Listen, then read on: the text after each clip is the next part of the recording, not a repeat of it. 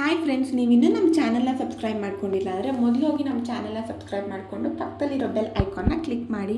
ಅಂತರಪಟ್ಟ ಇವತ್ತಿನ ಸಂಚಿಕೆಯಲ್ಲಿ ಏನಾಗುತ್ತೆ ಅಂತ ನೋಡ್ಕೊಂಬರೋಣ ಬನ್ನಿ. ಕೊನೆಗೂ ಎಲ್ಲರೂ ಬಣ್ಣ ಬಯಲಾಗುತ್ತೆ. ರೇಷ್ಮಾನ ಆರಾಧನಾ ಅರೆಸ್ಟ್ ಕೂಡ ಮಾಡಿಸ್ತಾಳೆ. ರಾಮಾಚಾರಿ ಅಣ್ಣ, ನಿಮ್ಮಿಂದನೇ ಇದೆಲ್ಲ ಸಾಧ್ಯ ಆಗಿದ್ದು, ನನ್ನೊಬ್ಬಳ ಕೈಯಲ್ಲಿ ಇದೆಲ್ಲ ಸಾಧ್ಯನೇ ಆಗ್ತಾ ಇರಲಿಲ್ಲ ಅಂತ ಮನೆಯವರೆಲ್ಲ ಥ್ಯಾಂಕ್ಸ್ ಹೇಳ್ತಾರೆ ರಾಮಾಚಾರಿ ಅವ್ರಿಗೆ.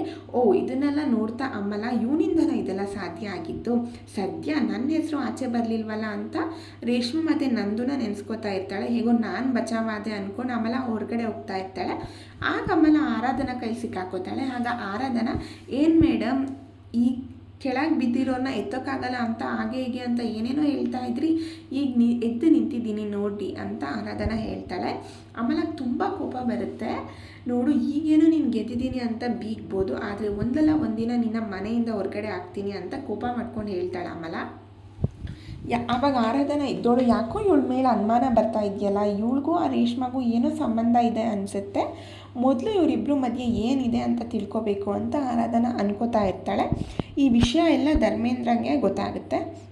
ಅವಾಗ ಧರ್ಮೇಂದ್ರ ಇದ್ದವರು, ನಿಜವಾಗ್ಲೂ ಗ್ರೇಟ್ ಅಮ್ಮ, ನೀನು ನಮ್ಮ ಮನೆಗೆ ಬಂದಿರೋ ನಂದಾದೀಪ ನೀನು. ಯಾಕಂದರೆ ನಿನ್ನ ಜಾಗದಲ್ಲಿ ಬೇರೆ ಯಾರಿದ್ದಿದ್ರು ಈ ಥರ ಮಾಡ್ತಾ ಇರಲಿಲ್ಲ. ನಿನ್ನ ತಾಳ್ಮೆಯಿಂದ ಎಲ್ಲ ಸತ್ಯ ಹೊರಗಡೆ ತಂದೆ. ನನ್ನ ಮಗನ ಏನೋ ತಪ್ಪಿಲ್ಲ ಅಂತ ಕೂಡ ಸಾಬೀತು ಮಾಡ್ದೆ. ಸಾರಿ ಮಗನೇ, ನಿನ್ನ ಮೇಲೆ ನಾನು ಕೈ ಮಾಡಿಬಿಟ್ಟೆ, ಮತ್ತು ಮನೆಯಿಂದ ಆಚೆ ಹಾಕೋದಕ್ಕೆ ಕೂಡ ಟ್ರೈ ಮಾಡಿದೆ ಅಂತ ಧರ್ಮೇಂದ್ರ ಅವ್ರ ಮಗನಿಗೆ ಹೇಳ್ತಾ ಇರ್ತಾರೆ. ರೇಷ್ಮನ ಭೇಟಿಯಾಗಕ್ಕಂತ ಅಮಲ ಹೋಗ್ತಾಳೆ ಪೊಲೀಸ್ ಸ್ಟೇಷನ್ಗೆ.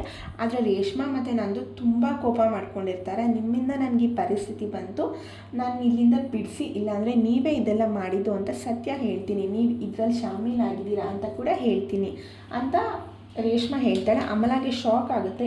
ಏನಪ್ಪ ಇವ್ರು ನಮ್ಮ ಹೆಸರು ಹೇಳ್ತೀನಿ ಅಂತಿದ್ದಾರಲ್ಲ, ಆದರೆ ಹೇಗೆ ಬಿಡಿಸ್ಲಿ, ನಾನು ಏನಾದರೂ ಬಿಡಿಸಿದ್ರೆ ಆರಾಧನಾ ಸುಮ್ಮನೆ ಇರಲ್ಲ, ಯಾರು ಬಿಡಿಸಿದ್ರು ಅಂತ ಎಲ್ಲ ವಿಚಾರಿಸ್ತಾಳೆ ಅಂತ ಅಮಲ ತಲೆ ಕೆಡಿಸ್ಕೊತಾಳೆ. ಇಲ್ಲಿ ಮನೆಯವರು ಎಲ್ಲರೂ ಒಂದಾಗ್ತಾರೆ.